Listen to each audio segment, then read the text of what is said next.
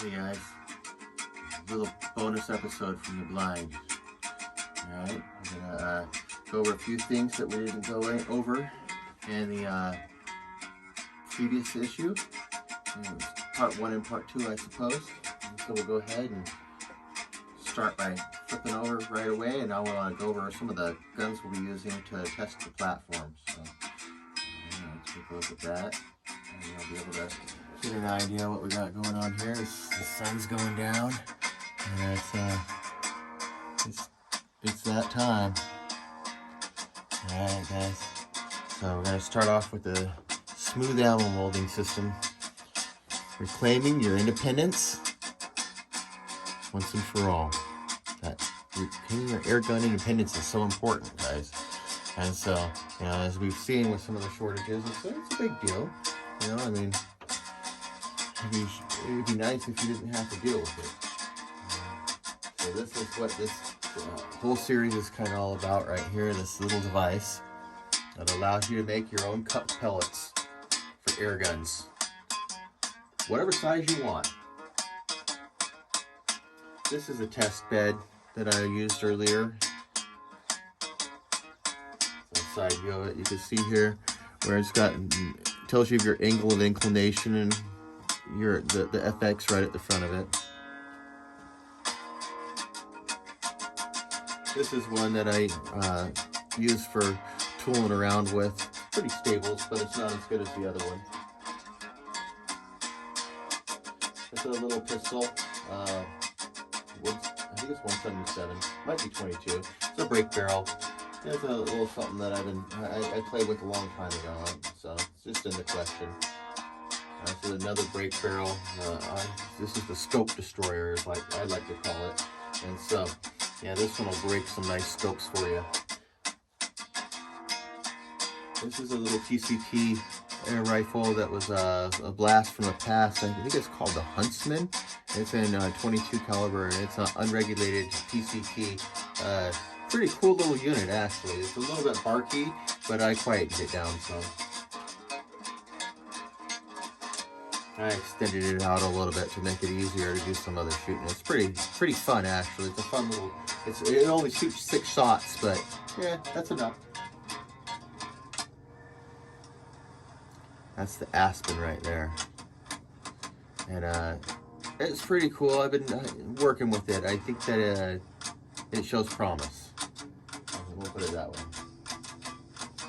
That's a little Condor in 25 caliber, and I love that thing. It is amazing. And so you'll be looking forward to seeing some of that on the channel. This is a Logan Sweet 16 is what they called it. And, one of the early European models. It was a leaker and was gifted to me by a friend. And I fixed it up and works now, and might be on the test bed for 22. This is an Impact 25 caliber. This is my bench gun right here. It's right on the money, always. And so I really love the gun. This is something else. I machined all that. That's a little micro adjustment down below, and then it has a bigger adjustment. It's a pretty cool setup. Slides in and all out of there. This is the LCS. This is a 25 cal and dual tanks on it. This thing's a beast. Love this thing.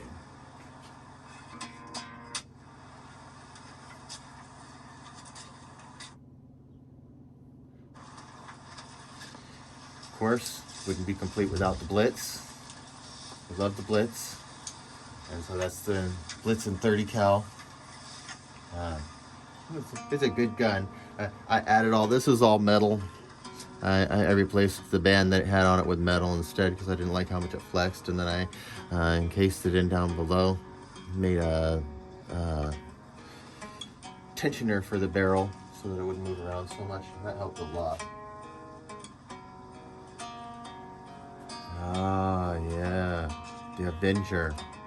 We'll be seeing lots of this. This is an amazing platform in 25.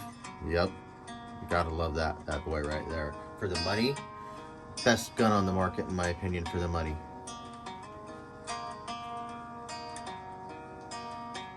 The Air Force Texan 457 with a carbon fiber tank and a custom wood butt on it. I just love that gun. It's one of my favorite air guns. It's really a performer, and it's really, really accurate. And so, yeah, that one's awesome. Now we got the AEA Terminator with a carbon fiber cover on the tanks and some barrel bands and a back elevator for the front bipod, so you can bench rest it if you want. I love that. It's really a lot of fun. That's what we did the first test with, but we took off everything and shot it in its stock configuration, so you could kind of get a feel for it. With the test that we did on it, it didn't have that little USB on it. It had a Helix 6x24 on it, and so that's about a scope. This is my other impact. I use this for the test bed, and this is everything from 22 to 357. I've been waiting on the 177 barrel. I can't seem to get it. Terrible. As soon as I do, I'll start developing some ammo for 177, but I want it to be on this bed, so hopefully we eventually get one. Probably gonna get the 500, and then whatever they bring out. And there's some of the stuff that you might need to do this recasting. Some basic gloves, heavy gloves, light gloves. There's some of the ingots. There's something that you can cook over a fire in your backyard or over your camp burner, and it will melt the lead, and then you can just scoop it out with that, or you could use a lead pot, which I show on here as well. And then this, of course, will line up real easily with the lead pot. It's a sweet setup. You guys, I can't wait for you guys to give me some input on this. This is just really exciting. You can see the smooth ammo molding system right there. I'm super excited about this, and so I hope you guys are as excited as I am about it. And so, basically, I'm showing how my ingots versus the commercial ingots that are out there, and you can buy that little block from Harbor Freight, excuse me, and you don't need much more than that, really, for it. I've showed some of the ammo in different pictures. This is a quick view of 30 heavies, 30 lights, 25s and 22s, and that's basically all I really wanted to show you was the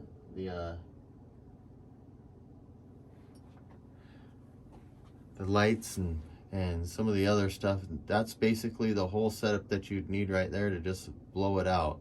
And so there's the one that I'll be offering right there. And so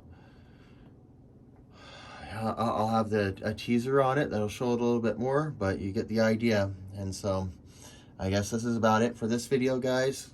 I hope you really like it. Hope you'll share. I hope that it's worth you guys' time to take a look at, and maybe talk about with some of your friends and see what they think. I can't wait for you guys to put it down below and let me hear about what you think about it. And I'm really interested to hear it. Let's do this, guys. Let's get these things out there for everybody.